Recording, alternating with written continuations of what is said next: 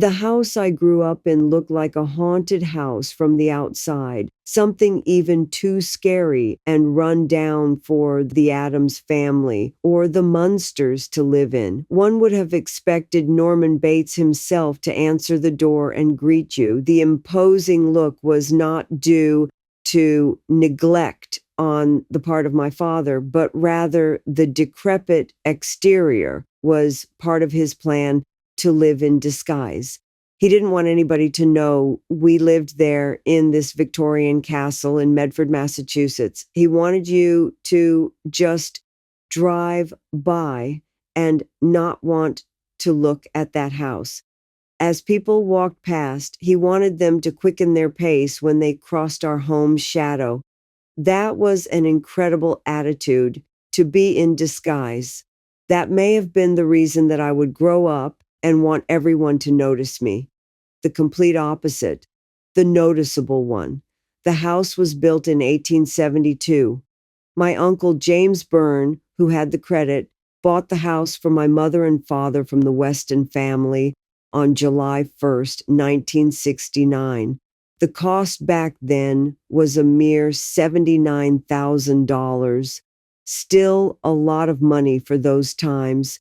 But these days, the house now is worth somewhere around $1.1 million. The interior was the opposite of the rotting facade the public could see from the street. Hand-blown stained glass-encrusted windows filled every frame.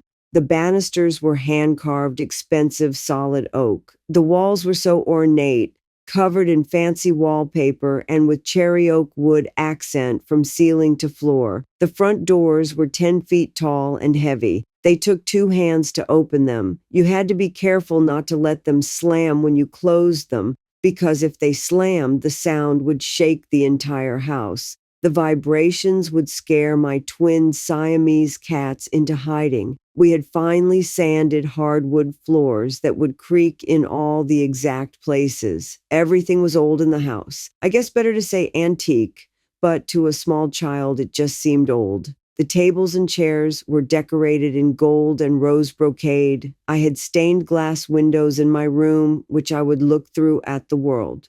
Rose and blue, coloring my vision of the outside world. The house was so impressive to me. The entire first floor had 20-foot ceilings. We had 7 fireplaces. My dad went around to every fireplace in the winter and made them all work. He did everything for my mother, all the carpentry. In the basement was a huge wine cellar with tunnels that went to the house next door, and the house after that. It was on the route that Paul Revere used to run. It was rumored that slaves used the tunnels to escape. My father was a maniac. He was not right. He was obsessed and compulsive, lived in a fantasy land. Dad was violent. There was an arsenal full of guns in our home. He was running semi-trucks full of liquor and cigarettes. Born in 1910, he was 18 years older than my mother.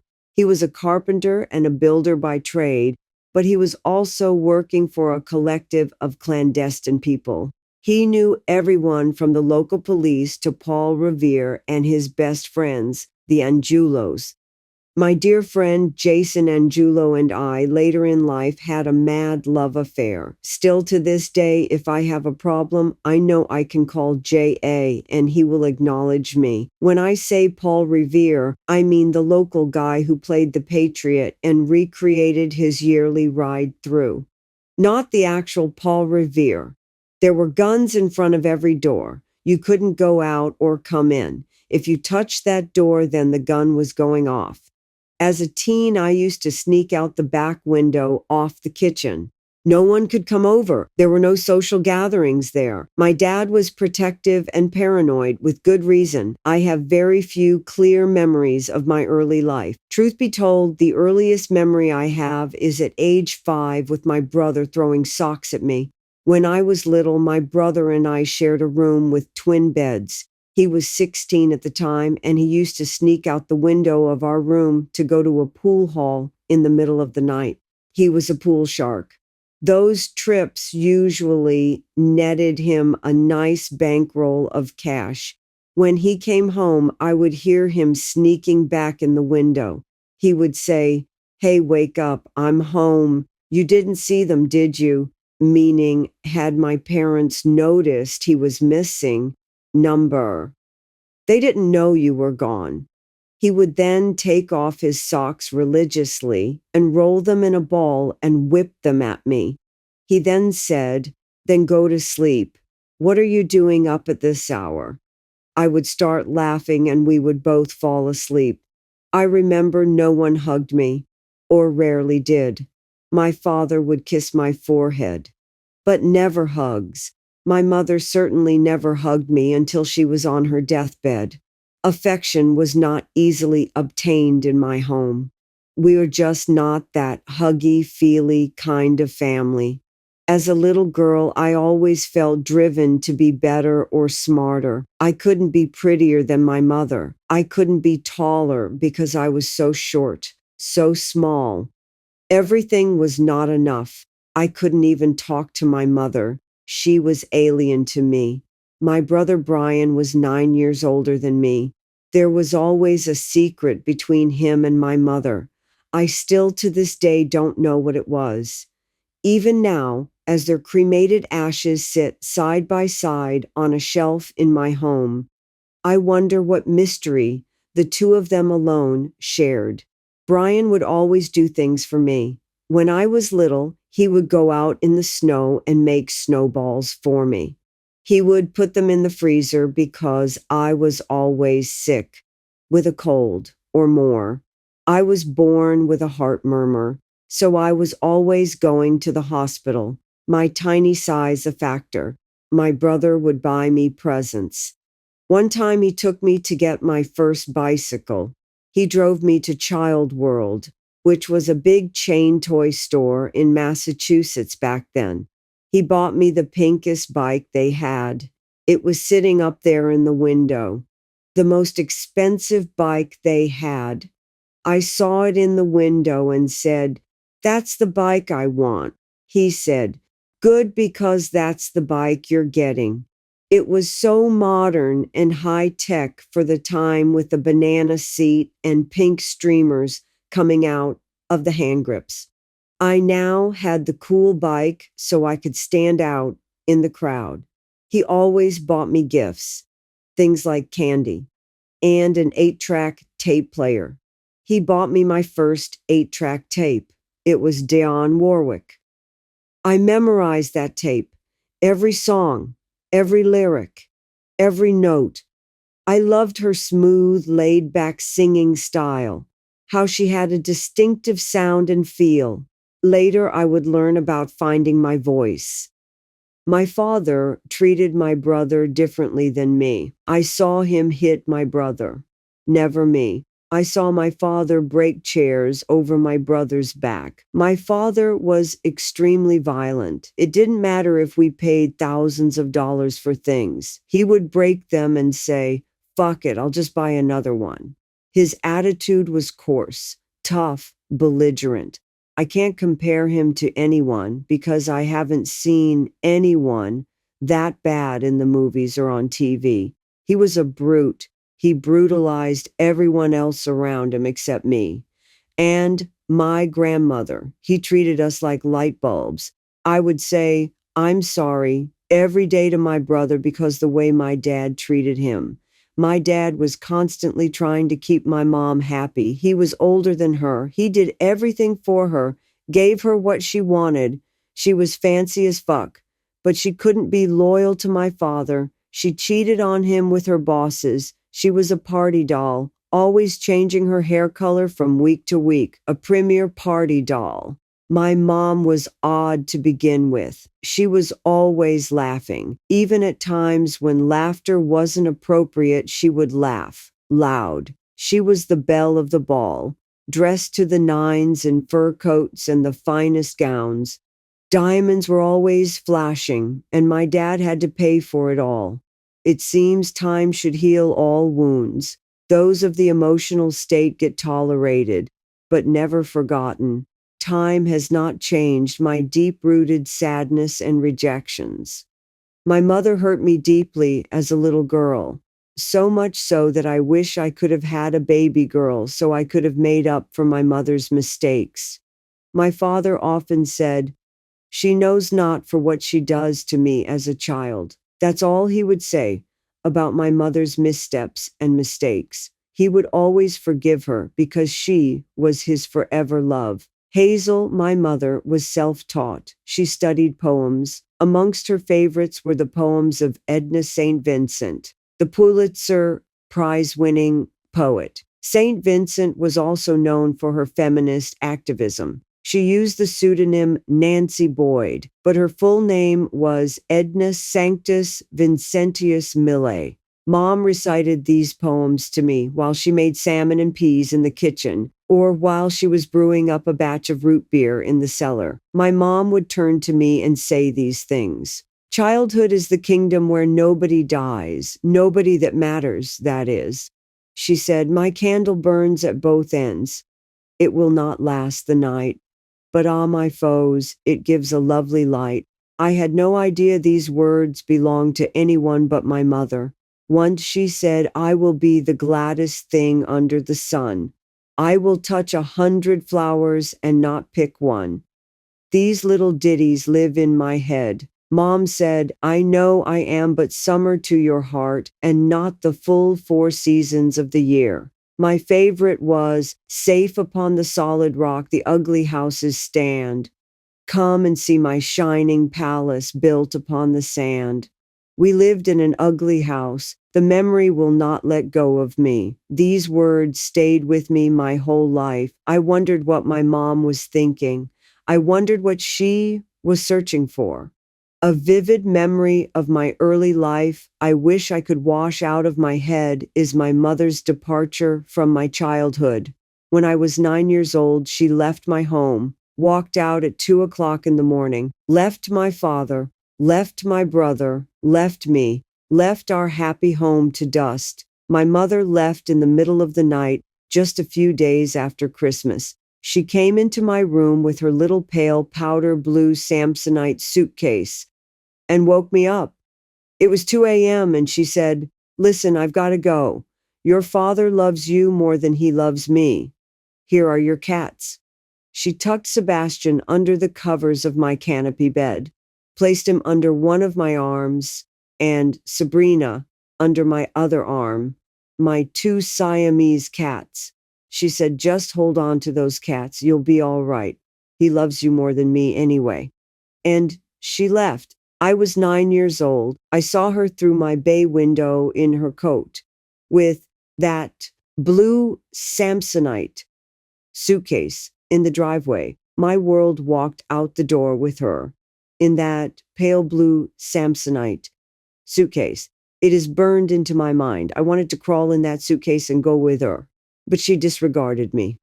Just like that.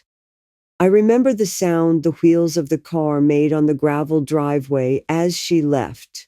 For many years, every time I heard that gravel sound, my heart would race. I would run to the bay window, hoping my mom was returning to me. But that wouldn't happen for 8 years, and by then she was a stranger. The night she left, I ran upstairs to my brother's room. He was 19 at the time. He had been back a couple of years from being drafted into the army and sent to Vietnam against his will. He was a military policeman there, but when he saw his best friend get blown up in front of him, he flipped out, went ballistic and escaped, went AWOL. My father bought him out of the trouble. He bought him out of a lot of things. That night, I woke him out of a dead sleep. I said, Brian, she left me. She left us. As he shook the sleep out of his eyes, he assured me it was just a fight and she would be back. I told him, no, she's gone for good. My brother held my hand and said, don't worry, it's going to be all right. I'm going to take care of you. For the rest of your life, I'll be here for you. I'll take care of you, okay? He then turned and went back to sleep. I believed him. What I didn't know was he needed sleep that night. He had giant, life-altering plans for the next day. He had it all mapped out, and I had no way of knowing. I went back to my room and looked out the window, hoping Mom would come back, looking through windows at the world. The next morning, things fell farther apart. I woke up and went downstairs where my father had cooked me breakfast. I asked, "Where's Brian?" My dad coldly replied, "He's not here." I ate my breakfast and waited for him. My dad's mood was always foul, but that day it was worse. My dad loved my mom so much he let her go.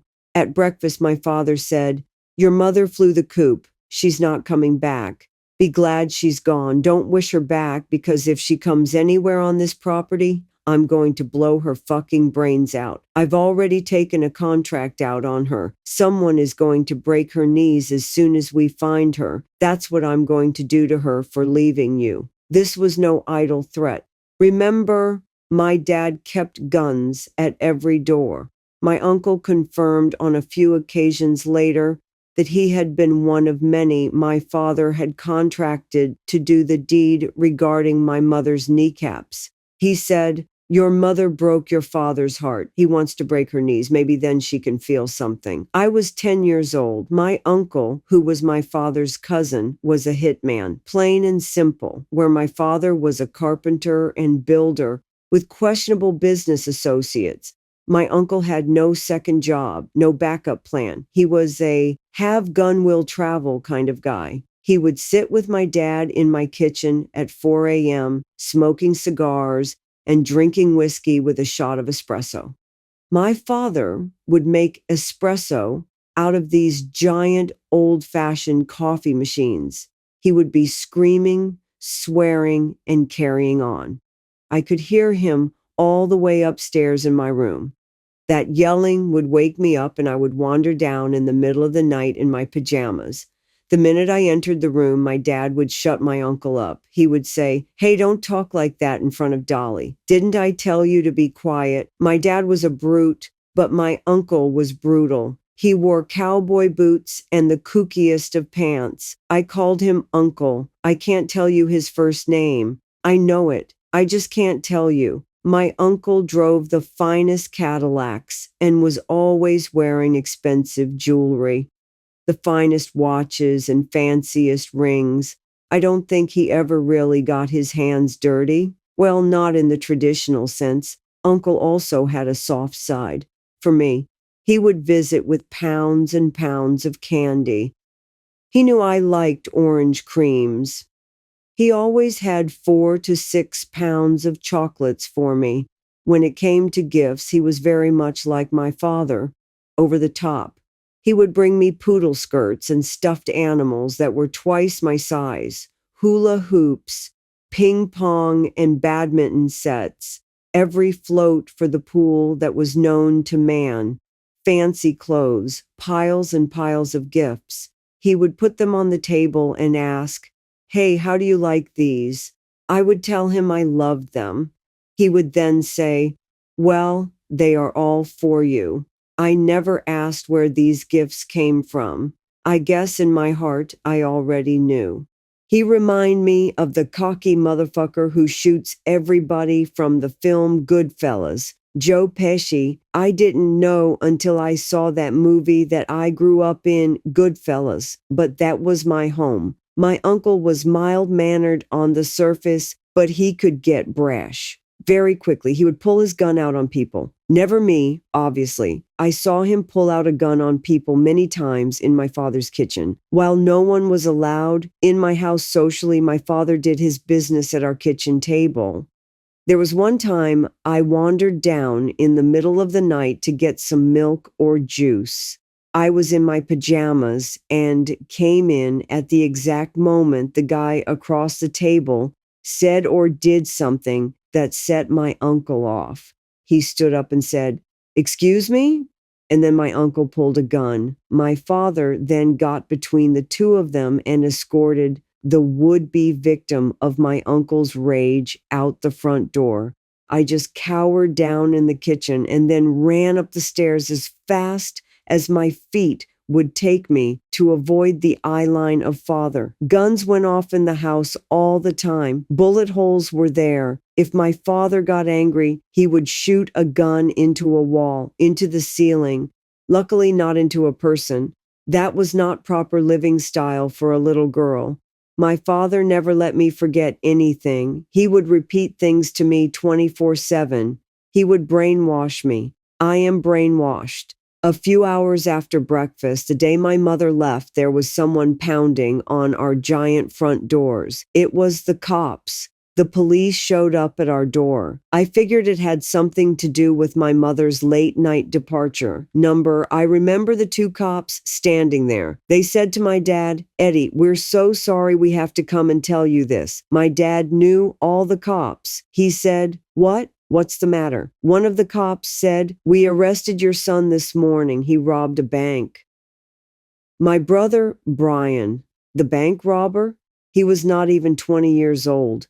The insane part was he didn't need any money. We had a ton of money. My father gave us anything we needed. But my brother went odd after coming back from Vietnam. He had been planning the bank robbery for weeks. He had no idea my mom was going to leave the night before. That wasn't planned. She just freaked out and left. Brian just had some odd ideas. Turned out he kidnapped the president of a bank at his home. He then drove him to the bank in Woburn and made the guy open the bank. He went in the bank, and that's when the cops took him down. They took him away. He was lucky they didn't blow him away. My father fell and had a heart attack, the first of many. There I am, 9 years old. I just laughed. What else could I do? Laughter is a nervous reaction, a survival mechanism. After my mom left and my brother went to jail, my father kept me in the house alone, just me and him. My brother was sentenced to life, but my father brought his sentence down to 10 years. My father liquidated so many things to do that. I don't know how many hundreds of thousands of dollars he spent to help my brother. Once it was just the two of us, I would hardly go to school. I didn't have to go. So I didn't. I didn't like structure. Neither did my dad. No one would leave a kid with a guy like this. When my mom left, my dad stopped working. He never left the house. He went from building hotels and hospitals for a group of clandestine people to sitting at home. My days were spent with him and the occasional babysitter. The main babysitter was my brother Brian's girlfriend named Linda Munafo. She got pregnant by my brother. Brian went to jail and she had the baby. Of course, my brother did 10 years in prison and then he got in trouble again. He did another 5 years. He did serious time. I also had a stepbrother. He was the result of my father's first marriage to a woman named Thala. His name was Edward Jr. We were all good and friendly before my mom left. I spent hours frolicking in his family's pool, but after my mom was gone, he faded away. I tried to maintain a relationship, but he had no interest. I keep in touch with his children, Kimberly, Carrie, Steve, and Michael, today. My first time on stage was at age 8. I stood backstage in a yellow polka dot bikini and tap shoes. My Aunt Dorothy was there standing with me in the wings. She was my dancing teacher. I was about to walk on stage and sing Itsy Bitsy Spider while tap dancing. The second before I was due to make my debut, I froze. I freaked out, turned to my aunt and said, "I can't do this. I quit." I was raging. She leaned down close to my face, no more than an inch away, and screamed loud and clear, "The show must go on." She turned my body toward the stage and pushed me by the small of my back, hard. Next thing I knew, the curtain went up. The lights glared in my face. They were warm and blinding. I looked out at the sold-out crowd. They were all smiling and applauding. Applauding, and I hadn't even done anything yet. I sang and danced exactly to the music. The crowd applauded again, bigger than before. I walked off into backstage and my aunt said just one word to me, "Excellent." Then she walked away to round up the next act. I was so accomplished that night. I did it. When I have a good show, even today at age 65, I still get that same thrill I did when I was 8. That was the last time anyone would have to push me on stage. There was one other woman in my life at the time who took over the role of surrogate mother, Meditate, aka Mrs. Rinaldi. She lived 5 houses down the street from us with her twin daughters, Lynette and Patricia, who were my age. I had just 2 friends in the world at that point, and they were them. Had they not been twin sisters, I would have had just one friend. Their mother sat me down in her exquisite kitchen nook and helped me find peace within my angry heart. She gave me cookies and milk, and I felt safe there in her home, safe amongst the flowers, safe behind the white picket fence. There was a painting on the wall in her kitchen of a country house with a white picket fence. The house and the surroundings in the painting were colored in with flowers. Flowers and colors of this beautiful home filled the painting. I used to sit at that table and dream that I lived in the house in the painting. I would sit and stare at it and think, that's my house right there, and I'm okay right here in this seat. She cooked Parisian foods for me and helped me through my darkest days. She made me so safe and secure in a short amount of time. Because I had fleeting moments. I should have thanked her more for sitting with me. After Mom was gone, my father would never say no to me. He found it impossible. I lived in an unrealistic dream world of my own making. I didn't know any better. Whatever I wanted, I got. I told him I wanted to be a race car driver. He said, "Okay, Dolly, I will buy you a car when you are older." When my mother, who I thought was a movie star, walked out the door, I had to take on the role and decided, I'm going to be a movie star. Just you watch. I'm going to make it shine. Everyone will notice me. When I was about 10 years old, I was there in my house at 63 Oakland Street, standing at the top of the stairs. As I looked down over the living room, I saw the rose shag carpeting my father had just installed. I was accessing the situation from the top step by the oak banister. I thought to myself, my God, this place looks like a movie star's house. Then a light bulb went off in my head. I said, that's the ticket. I'll be a movie star. That way I could have a real fancy house of my own with a pool and a pink Cadillac. I planned the whole thing. As a kid, I would talk to myself a lot. I asked myself, what do you think about that idea? Is that plan good with you? I answered myself, yeah, let me go tell my father right now. I made that big decision right there and ran to find my father. I told him, Dad, I got it. I got it. He said, what? I told him, I have the answer. I'm going to be a movie star. I'm going to spend the rest of my life working to be a movie star. I really meant it. My dad said, you are a movie star. He always sealed the deal for me. My foundation was my father's encouragement. He knew I was safe in my fantasy land. It kept me from getting hurt. With the plan in hand, my dad said, okay, we better start tonight. We better watch a lot of movies and catch up on the movie star girls. Night after night, we would watch the movies on TV on the 3 channels we had until 11 o'clock at night, till the picture faded into test signals. He never made me go to sleep. We would also spend many afternoons at the movie theater watching movies. One afternoon, I saw Marlene Dietrich on screen. She was a movie star, and she sung. That blew me away. Another time, my father took me to see Judy Garland live in concert at the Boston Common. It was a big outdoor show. My father put me on his shoulder and busted through the crowd. Straight to the front. Judy Garland was right there. She had a top hat on with fishnets, a sparkly black jacket, and a cane. I screamed to my dad, that's it. That's who I'm going to be. Her. My father sheltered me so much that I thought anything I chose to do, anything I wanted was available. I never thought I had to work towards anything. I was in Life magazine. Someone came down the street and took my picture in my backyard, and it became an ad for cream of wheat.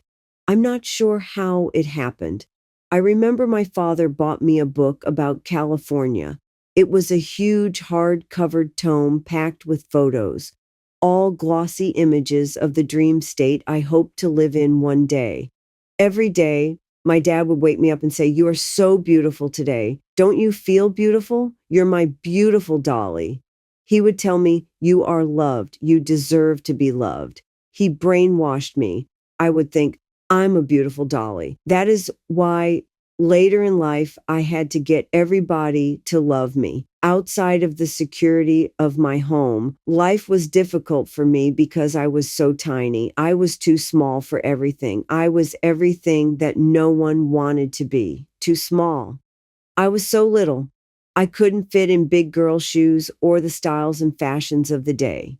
I felt little outside of 63 Oakland Street, but in that house, my father made me feel 10 feet tall. I asked my father to teach me to speak Italian. He said, "No, you should only speak in English. You are an American girl." He had been an Italian immigrant from Rome and had to learn English. I begged him to teach me something. He said, "You only need to know one thing." He then taught me how to say, "I love you very much" in Italian. My childhood is filled with some great memories, but not related to my immediate family. My friends were the real support system then. Among the key players in my world were my cousin Candy and my lifelong friend, Greg Chansky. Candy used to come over and take care of me after school. She sort of took over for Linda, my brother's girlfriend, who took over for my mom. She was 5 or 6 years older than me. She was 16 or so at the time. Candy was rather high-strung but beautiful.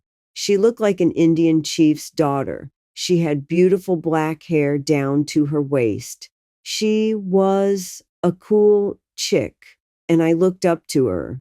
She had the fanciest clothes and the coolest shoes. She's my girl, my protector, now that my brother Brian was gone.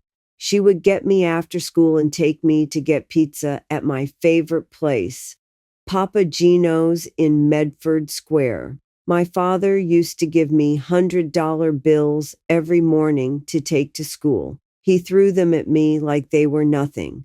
When Candy and I went to Papa Gino's, I would buy whole pizzas and big pitchers of root beer for everyone. Anyone I knew there would gravitate to me and sit at my table. It was my treat. I was generous, probably to a fault, still am. One day we headed out of the pizza place to walk home, and Candy said, "Oh, there's my friend Greg Chansky." I looked and saw a big black pimped out hearse. He offered to give us a ride to Mystic River. Chansky said, "We're going to go there and play guitar." I was 11 years old. We were just going to walk home, but this was an adventure, in a hearse no less. We headed down to the river. He threw the back door open and we sat on the back. I looked in the hearse and noticed his guitar, and right next to it was a big trash bag. It was a heavy-duty bag full of weed. My eyes popped out of my head. I asked, "Candy, is that trash or is that weed?" She told me that, knowing Chansky, it was most likely weed. I asked him, "So, what's up with all the weed?" Without missing a beat, he said, "What? You want some weed? You can have whatever you can fit in your pockets." I had these super tight jeans on. I couldn't fit shit in my pockets. I was 11. Candy was 16. We were kids. I was already smoking weed. Candy didn't because of her asthma. Chansky was 18 at the time. The epitome of hip and cool. He was so handsome. He had a cool jacket with a skinny tie. He looked so cool. A real Dapper Dan. My heart was pounding. I was blown out of my mind. I thought I was in love with this guy. He was my real first crush. Of course, we didn't do anything until years later when I was much older. Then we had a relationship. We stayed friends for years. Till today, I sing his songs and look for comfort in his words. At 12 years old, I was looking through this rag newspaper and I saw an ad for a modeling agency in Boston. The ad read, "Be a model." I saw the address and that this woman named Dagny Dibona took meetings consulting with would-be models. It said she worked with younger people, teenagers, for modeling work. I thought to myself, fantastic. I made an appointment with her for Saturday. That morning, I got dressed up in my nicest outfit and caught the bus all the way to Boston from Medford. This was a real feat that a child of 12 shouldn't really have done on her own. I showed up at her office for our meeting. I remember Dagny was so beautiful, a former model herself. She looked at me and asked, "Is there somebody with you?" I said, "No, I'm representing myself. I want to be a movie star and figured I could start by working with you as a model and then work my way up." She laughed, but she was impressed. After all, how many 12-year-old kids were showing up alone with a clear plan? Dagny said, "I like this idea. Maybe you could do a little photo session. You must pay for that. Then you pick one photo. That's called a headshot. I would then run it in this newspaper and see if anyone is interested in putting you in some kind of ad. Okay?" Okay, I was on my way. That's what I thought in my young mind. First, I will be a model, then an actress. It made perfect sense. When it was time to go, the weather had changed drastically, and I had not brought a jacket. Dagny was so kind. She lent me her sweater to make my way home. I was determined, and she saw that. I worked with her until I was all grown up. She stayed my friend forever. She was always giving me clothes and helping me. She arranged the photo shoot when I was 18 that got me my gig with Playboy. Some of those photos are in this book. She is the godmother of my sons. Ultimately, she put my son Shane in some ads as a child. Chansky was the ultimate wheeler dealer. He used to sell guitars and I would follow him around. One time he sold a guitar to Steven Tyler and I got to meet him. Chansky always had tons of pot.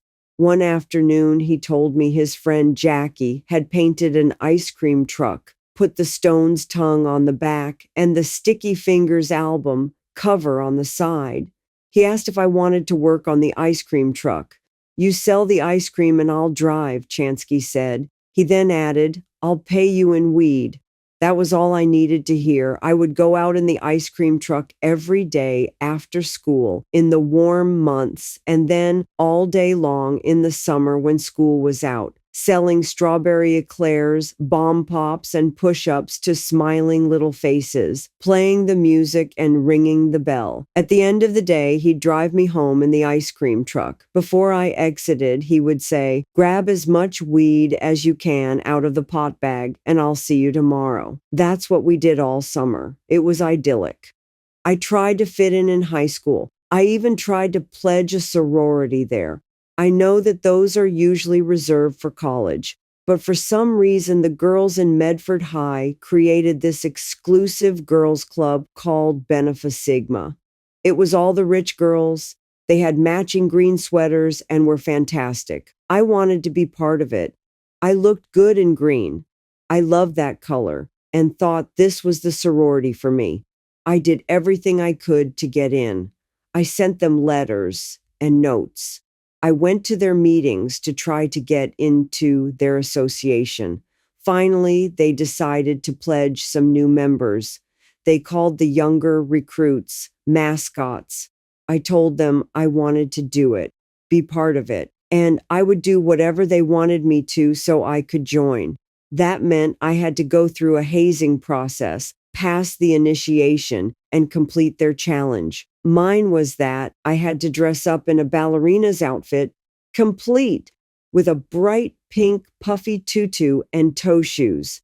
I had the outfit because I used to take dance lessons with my cousin, including tap dancing, but those lessons never stuck with me because I was not a dancer. Anyway, as part of my challenge, I had to go into the middle of town, Medford Square, in the middle of the day, dressed like that. The second part of the challenge was while there, dressed like that, I had to go into the local Woolworth department store and steal something. Oh no. Dressing like a trippy ballerina dancing around the town was no problem. Sure, I looked silly, but who cares? But stealing something, that's the worst thing you could ever ask me to do. Anything but that. I would rather jump from the top of the Eiffel Tower naked than steal. I hesitated. I told them that may be too serious of a challenge for me. They said, well, that's it. If you can't do it, then you can't join the sorority. Take it or leave it. I had to really think about it and take it into my conscience. I thought to myself, how can I turn this around? How can I rectify this and make a bad thing good? I knew if my father knew I was even thinking of stealing something, he would chop my head off. I knew my brother, who was sitting in prison, would be so disappointed in me. I stood there frozen, trying to figure how I was going to work this out. I danced into Woolworth in my tutu and was dancing and twirling around. I had to keep dancing. That was part of the challenge, part of the plan. Dance in like a tutu dancer, steal something, then dance out of the store. It was very One Flew Over the Cuckoo's Nest. I was in the store dancing around the shelves and trying to figure out how I could make things work, what to steal, and how I was going to be able to sneak whatever I took back into the store and return it. The bottom line was to get something the store employees would not see, get it out the door, and show the sorority chicks I did it. Then bring it back to the store, admit I stole it, and pay for it. The first thing I thought of was a Milky Way. At the time, they cost 7 cents. I did this kind of magic trick. I had magic trick kits at home, and I used to take quarters and half dollars and make them disappear by slipping them down my sleeve. But that wouldn't work because leotards, like the one I was wearing with the tutu, don't have sleeves. I had to take the Milky Way in the palm of my hand and slide it up against my wrist. My wrist was that small anyway. I took the candy bar up against my wrist and danced out the door, waving to the cashier with my right hand, Milky Way in my left. I got outside and showed the girls I had done it. I completed the challenge. I stole something. I handed the bar to the group's leader. They all screamed and cheered for me. You did it, I then said. Okay, can I have that back, please? The sorority sister handed me the Milky Way. I took it and ran right back into the store, straight to the counter and the cashier. My heart was racing. I was in a huff. I had to save myself and make things right. I was in a panic. I said, I have to tell you something very serious. See this Milky Way? I'm sorry, but I stole it. Please take this Milky Way and please put it aside for me. I'm going to go home and get 7 cents and pay for it. I'm so sorry. I just walked out the door with a candy bar. I'm sorry I stole it from you. Please forgive me. The cashier was looking at me like I was insane. She paused and said, You know what? That's really all right. You take the Milky Way. It's okay. She was so calm and kind to me, I immediately went from raging at 100 degrees to having the chills. Phew, she let me off the hook. That cashier right there, that day, she calmed me so kindly. I was safe. She saved me from my conscience. Inside my head, I can't do anything wrong, or I completely beat myself up. I wanted to be a judge at the time, and a judge must be honest, true, and see all sides of the story. They must understand and appreciate the sincerity of truth. To see through the eyes of lying people to unveil truth is a skill you must develop in your psyche.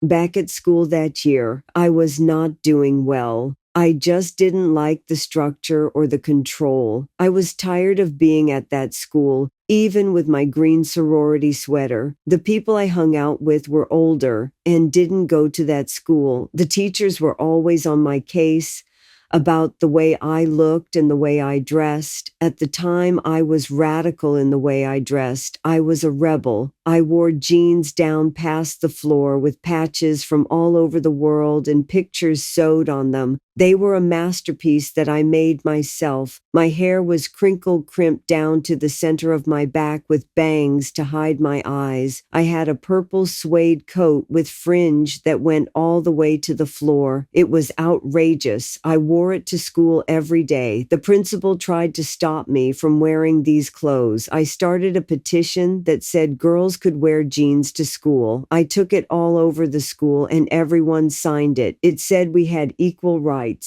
I got that petition passed and they let us wear jeans at school. They kept trying to send me home because of the clothes I had on. I refused. I told them my wardrobe was not going to ruin my education. When I was 15 years old, Medford High School became part of a cultural experiment known as busing. The civil rights movement was in full swing and things were changing for the better.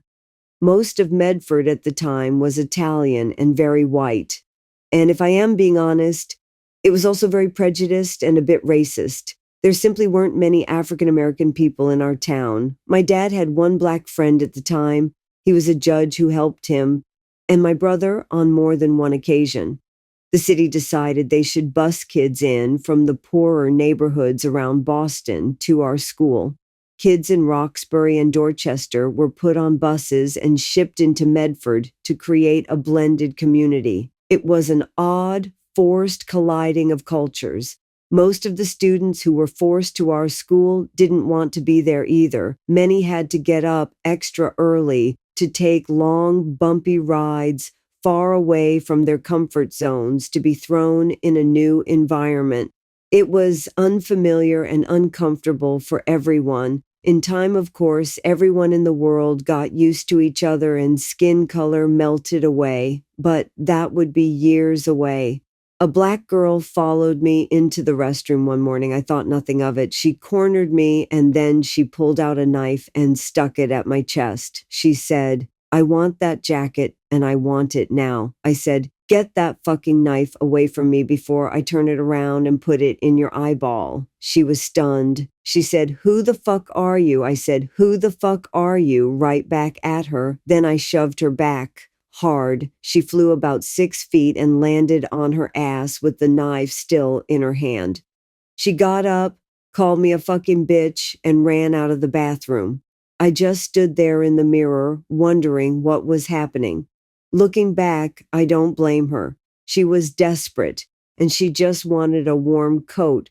And mine was the coolest jacket in the entire school. The next month, I turned 16 and left school. My brother spent 10 years in a prison in Concord, Massachusetts. Most of my childhood, he was there. He missed me growing up. From ages 10 to 20, my relatives would drive me to see him on visiting days, which were Saturdays. During those visits, he would tell me what to do. Even though he was in jail, he was giving me life advice. My brother Brian shared his philosophies that he thought would work for his little sister. Ironic that someone behind bars in prison for trying to rob a bank would teach me to always tell the truth and not to steal. Don't steal. Never steal. Always do the right thing. He taught me all the things he didn't do. He brainwashed me. Hearing his advice, I became straight and narrow. Eventually, no one wanted to go with me on those trips to the prison, so I had to learn to drive. I only wanted that license so I could visit my brother on Saturdays. I went to driving school in Medford Square, not to drive to parties, but so I could see him. That was my goal, to be loyal to my brother. He told me to believe in tomorrow, so I would never be tripped up or afraid. He knew I was afraid based on all the yelling and screaming and banging and crashing and shooting of guns that happened in my house. It was so not calm. Trucks were running in and out of the driveway. in the middle of the night, all hours. It was very upsetting, even though my father would pop up in my doorway and say, "I love you, Dolly. Everything is okay." I lived in a tower above it all like Rapunzel. Everything was okay in my room. When I shut the door, everything was okay. I was okay with my sparkle paints, safe in my own environment. It was a chaotic world outside that door. My brother's advice to me made me strong. He said, "Never let them see you break. Never." At 16, I discovered acid. Orange Sunshine was my trip of choice. I would buy 200 tablets of the stuff at once.